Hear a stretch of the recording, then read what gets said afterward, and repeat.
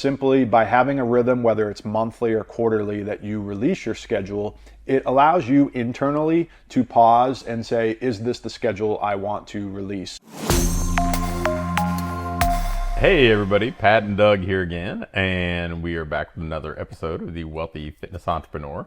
And today we're going to talk business model, and really the foundation of everything that we want to do as a business owner. Doug's going to do the heavy lifting today and do most of what we're going to cover. So Doug, let's get to it.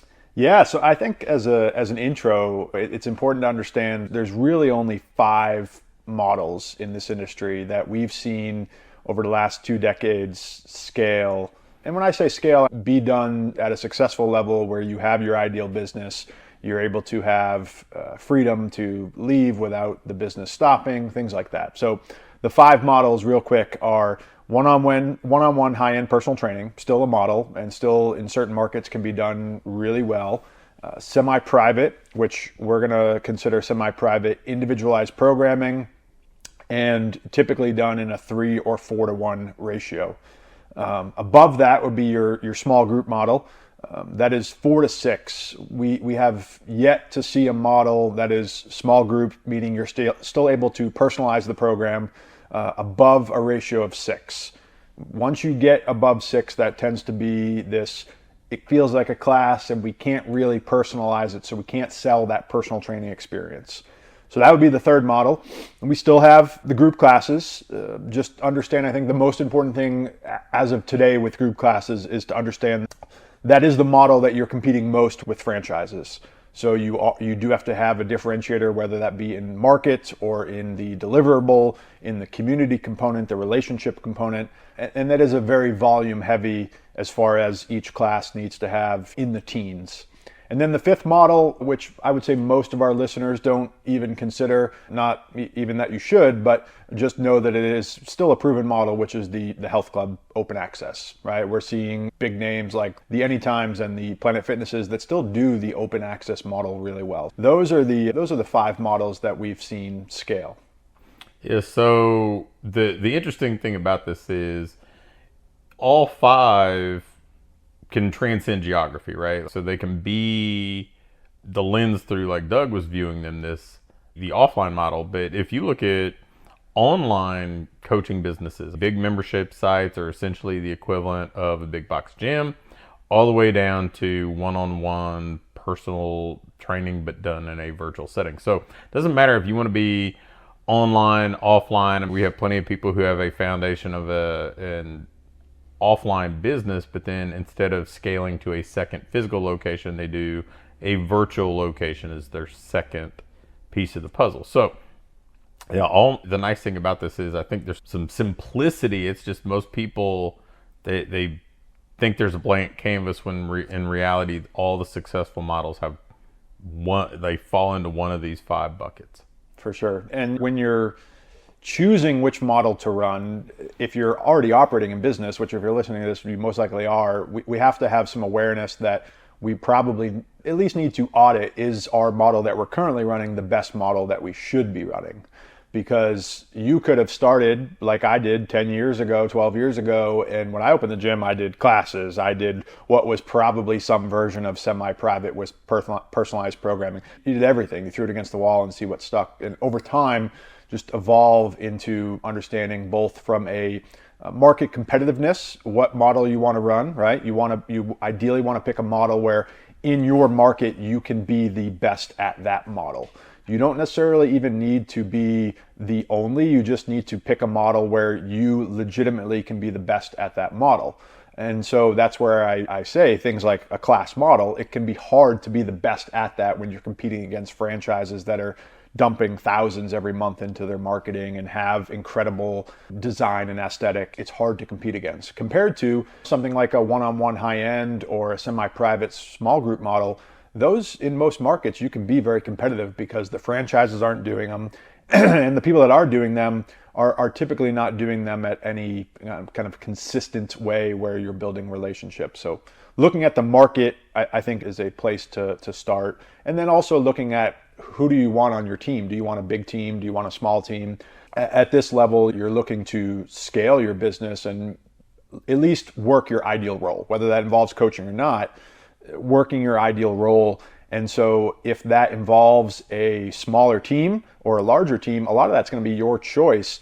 And certain models are going to require bigger teams. A semi-private model where you not only have individualized programming that you're probably going to have some labor towards, and then of course only being able to work with 3 clients to 4 clients at a time. If you really want to grow that into a couple hundred client base, you're going to have several trainers, as opposed to a class model where you could have a part-timer in the morning, a part-timer at night, and that's really your staff to operate that business model. So those are some of the considerations I would have when you're choosing your model, or potentially at this level, having the awareness to audit the model that you're currently running.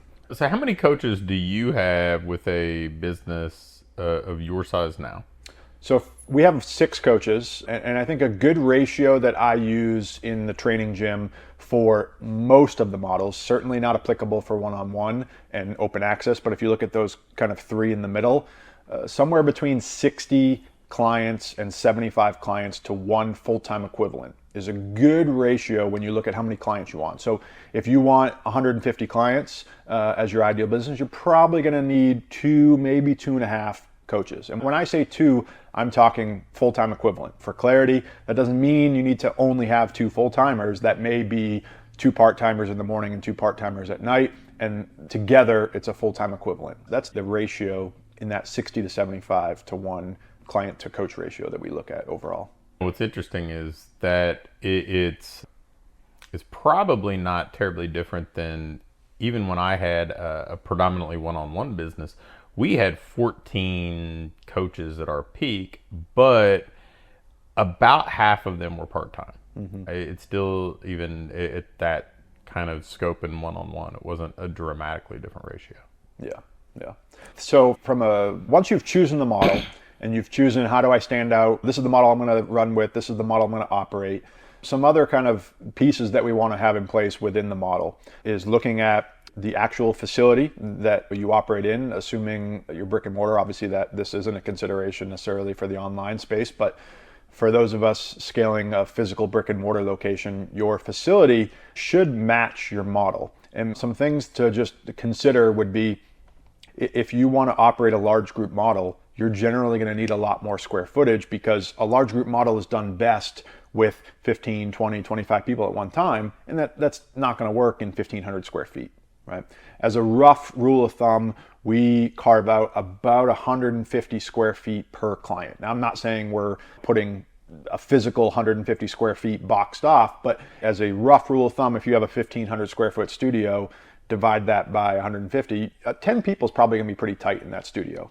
As opposed to you get up to 3,000, now you can fit 20. And so making sure your model matches at 3,000 square feet, maybe you could run a group class of 20 people every hour and it's a good solid base.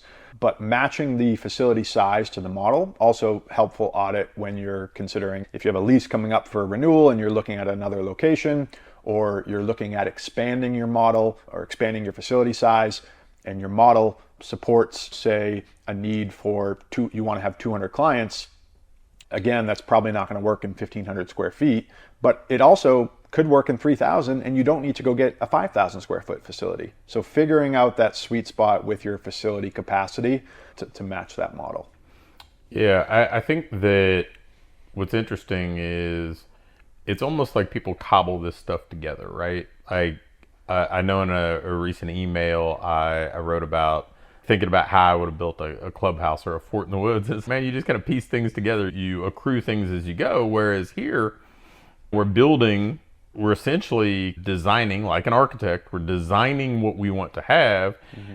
And by using these ratios, by deciding the role you want to play, deciding the model that not only you want to have, but has the best chance of being successful in the market, the odds of being successful and scalable and allow you to evolve your role to where you want to be, or if you want to replicate, if you want to back yourself out of some of the day-to-day coaching, whatever it is, you just have such a better kind of platform to build off of, rather than just saying, hey, you know what, I'm going to do large group, and then you go try to find a facility and then wedge whatever programming you have in mind into whatever space is available without giving any consideration to what actually makes sense financially, but then also makes sense from a client experience standpoint. For sure. So there's three kind of final components that I would look at with perfecting the model, which is how are we scheduling the clients that are experiencing this model, because scheduling is certainly a big component of the fitness business, and we want to make sure it's both efficient for the model but also efficient for the client and easy. I can touch on scheduling. Programming, not so much the X's and the O's, but the operational side of programming in that model, and then how we're reaching out to clients outside of the gym, right? So in regards to scheduling, there's two kind of key components that we want to have in place. Number one is having a scheduling rhythm at which you audit and release your schedule. I would caution you to just have this open-ended schedule, not because it's going to drastically change each month, but simply by having a rhythm, whether it's monthly or quarterly, that you release your schedule. It allows you internally to pause and say, is this the schedule I want to release? Is this the schedule is there a time that needs to make a shift? Is there somebody that's away a week during this time frame where the schedule is going to be slightly different? It avoids those last minute changes where, hey, next week we're not going to have a 6 a.m. because so-and-so is on vacation, versus if on the 15th of the month you're releasing the next month's schedule, you already know, hey, that 6 a.m. is going to have to tweak. Or teachers, maybe during the school year, flood a after school hour, but you may not need that time slot during the summer. Whether it's quarterly or monthly, having some type of schedule release is helpful operationally for the model, but also building excitement for the clients. We can use things almost tying in some marketing strategy to build excitement for the next month's schedule, the next quarter's schedule. Almost, if you look at the concert ticket model, is the example I use there. The other side of it would be your wait list and having a clear wait list process within the schedule. So most clients in training gyms are signing up for time slots, and we just want to have, especially as you scale at this level, you're going to be running into capacity issues at each time, and it's the popular times. And the wait list is a way not only to handle that turnover that happens naturally with people's change of schedule, but also it shows you on the schedule, if you're having a consistent wait list, that's probably a time that needs to go underneath the microscope and say, can we run 2 sessions at that time? How do we increase capacity at that time? So that would be some filters that I would look at for scheduling. For programming, it's within the model. Obviously, you have your own programming philosophy with the X's and O's. I think when we look at it at a 40,000-foot view with programming, it's making sure we have a programming system that is not dependent on different trainers writing different programs.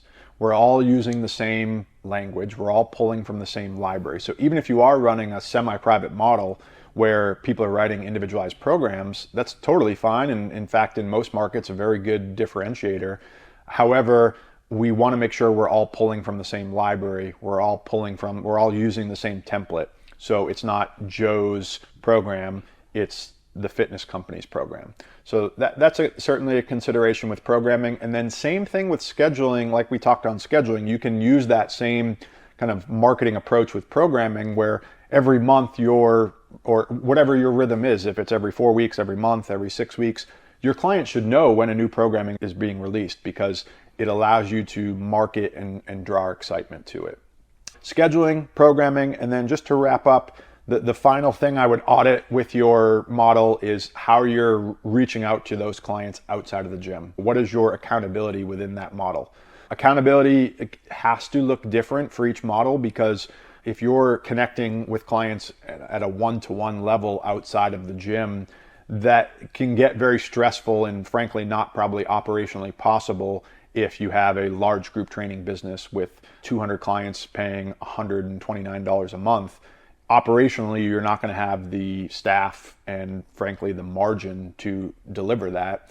And at the same time, if they're paying $99 a week, $400 a month, they're in that semi-private model, we probably want to have a tighter relationship with them, which certainly happens in the training session, but can also happen in that other 165, those hours outside the gym. Those are the three kind of scheduling, programming, and accountability that I would look to wrap up perfecting your model. So the only thing that I would tack on to what you just covered is, for most of the people who are listening to this podcast, you've got a business, you hopefully have a successful, healthy business, but it's always a challenge to change, right? Like, I think that most of us are hesitant to evolve, and sometimes even successful business owners, they start to second guess themselves, worrying about the consequences of this. Hey, am I going to have a mass exodus? Are people going to complain? How's this going to work?